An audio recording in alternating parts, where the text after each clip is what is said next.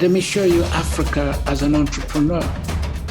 Africa is a fundamental part of the global economy. There's a way the world does business and there's a way we do business. When we put our faith and our trust in God, He's the master strategist and always directs our path. So it's a vibrant, young market with lots of energy. Along with our diverse cultures, provide us with rich insights into God and His creativity. There are people building businesses. So come see that Africa.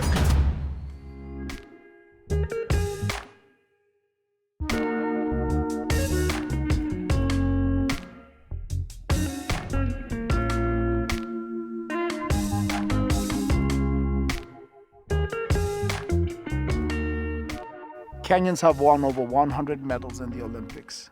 Most of them have come from track and field events. We have proven to be world-class athletes. It's always nice to see homegrown talent doing great work on the world's stage. Excellence can bring influence and awareness. Good work in sports, in business, or anything else tends to get people's attention. Even God uses excellent work to draw people to Himself. The book of Psalm 19 says that the heavens declare the glory of God and the sky above proclaims His handiwork. He calls His people to excellence throughout the scriptures. Think about the building of the temple. It was made from the best material with the finest craftsmen constructing it. In 1 Peter, he says that all Christians are a chosen race, a royal priesthood, a holy nation, a people for His own possession, that you may proclaim the excellencies of Him who called you out of darkness into His marvelous light. Our businesses are opportunities to strive for excellence. It might be easy to think of excellence by worldly standards, large profits, excessive growth, wide-reaching scale, but that's not necessarily what God calls us to. Those are all outcomes of excellent work, and God controls the outcomes. We're just meant to bring the best of what we have and who we are into our work. Then we trust Him with the rest. That's the story we highlight in this next video of a growing company in Nairobi.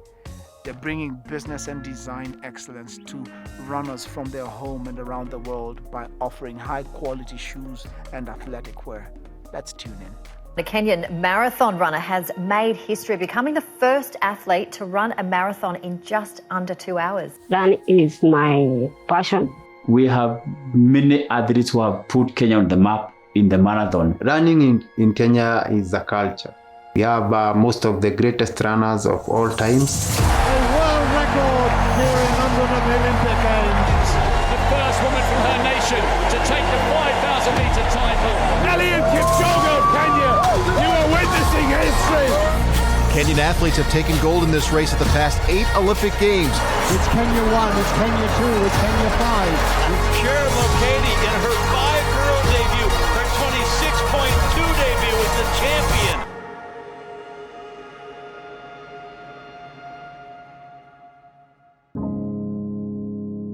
Even to this day, when I tell people what we do, their reaction is, in Kenya? Like a Kenyan company is doing this? And your biggest market is the US? Yeah, even Kenyans can't believe we do this. Enda is a company in Kenya that works with Kenyan athletes to make running shoes for runners around the world. And we gave the company the name Enda because it's a word you hear a lot when people are cheering their teams. Enda means go in Swahili. It's a fact that Kenya runners are the best in the globe. Just connecting that to the fact that our shoes are built based on their feedback. The tagline for Enda is Run Kenyan, right? And I've always found it fascinating that a guy from the middle of a village can come out and become a world champion. To run Kenyan is not just the physical act of running, it is the perseverance. You do what you need to do, even if you don't want to do it. I grew up around runners, and then I also come from a place near Eldoret, which is also known as the City of Champions. So a lot of runners come from that place. I was lucky enough to get a scholarship to go to the London School of Economics. When I got to experience Wimbledon, it blew me away, the amount of wealth around it, whether it's in the prize money, the organization around the sports. Why are there no Africans or no Kenyans playing this sport? You know, what's the systematic issue that's making people not access tennis? So I decided to set up a tennis academy The idea was to start with 5-year-olds and 4-year-olds, get good coaches, like just to kind of like get them in that system. The challenge with the tennis academy was one, the time needed for it. You know, it was a startup and I was working in a different country, so it was difficult. It was also vision. I had gotten people to work on the company, but they did not understand Wimbledon because they'd never even gone to like the nearest town. And I think that led to the project not being successful. I didn't feel too good about it. I really need to figure out how to make something work. Like, you know, it can't have been in vain. There has to be something. And so I decided to join a business accelerator program. And the reason for joining that accelerator was just to say, hey guys, I did this project, it failed, help me out. I know I want to create a business that has impact.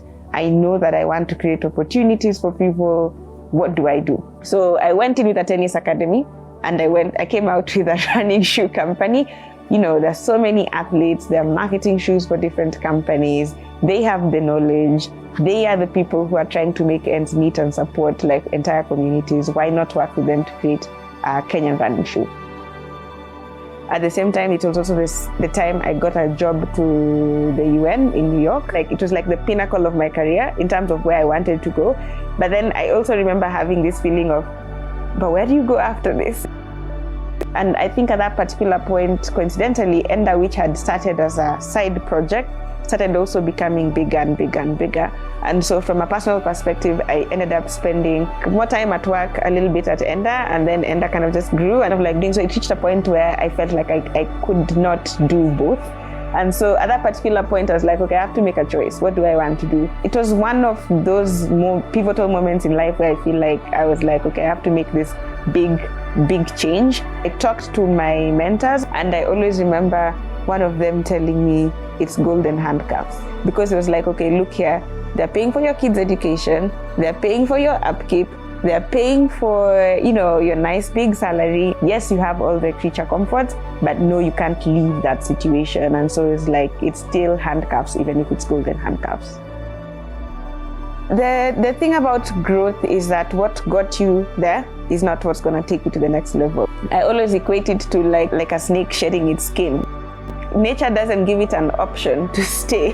When growth comes, growth forces you to grow. Like, you don't have an option to be like, I'm not going to grow into it. And so this is how I felt like our skin was not, it was not fitting us anymore. We kind of needed to wriggle out of it, check it out, and kind of like grow into something new.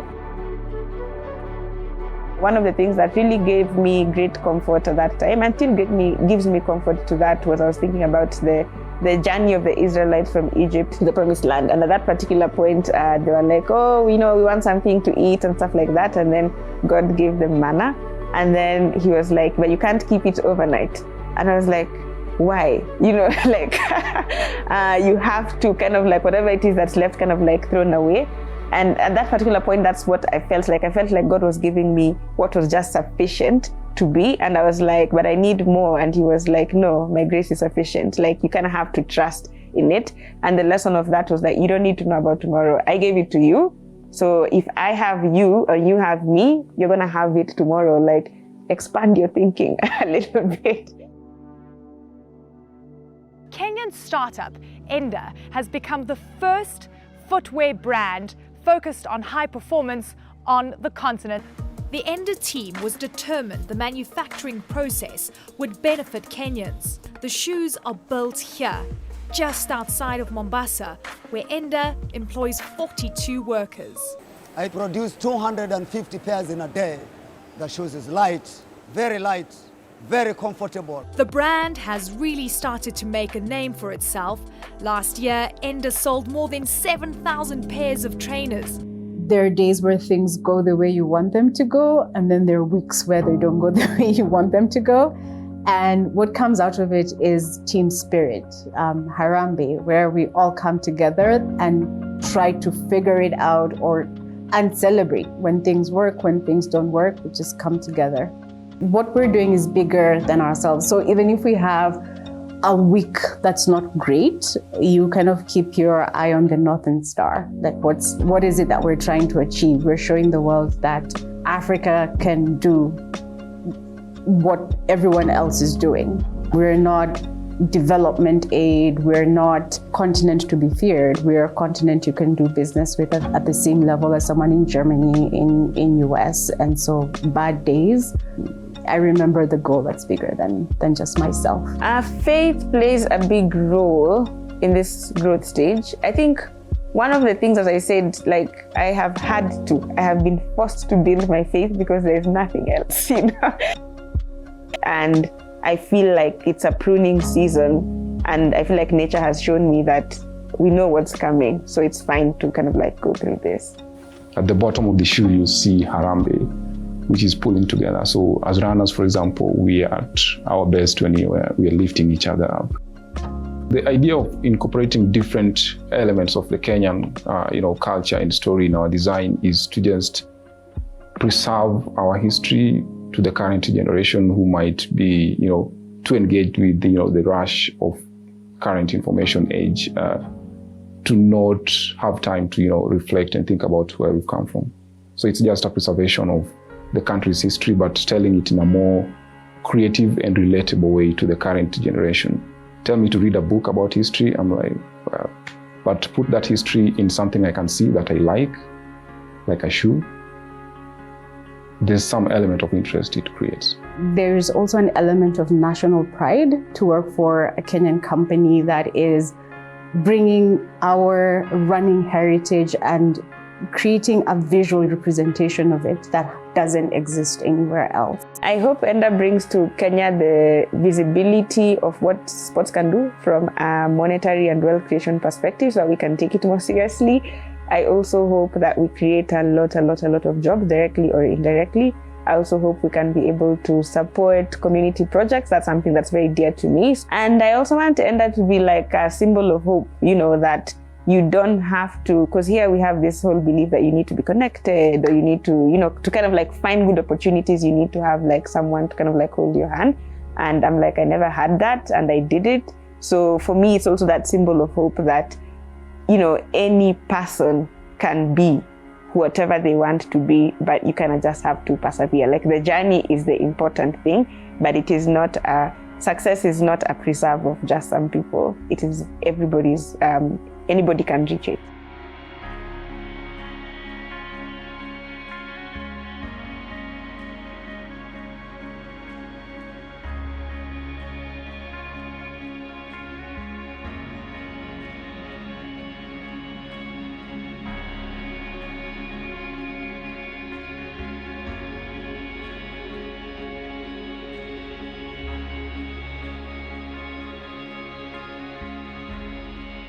Do you remember the story where Jesus feeds thousands with a young boy's few loaves and fish? I think about that little boy and wonder if he knew what was about to happen, what the Lord would do with his offering. Maybe he just saw an opportunity to give his whole self, everything he had, to Jesus and trust him to use it for something bigger. We can approach our work with that kind of dedication and excellence. We can build businesses, provide products and services, and positively influence the world around us, not for our personal gain and individual fame, but for the glory of God.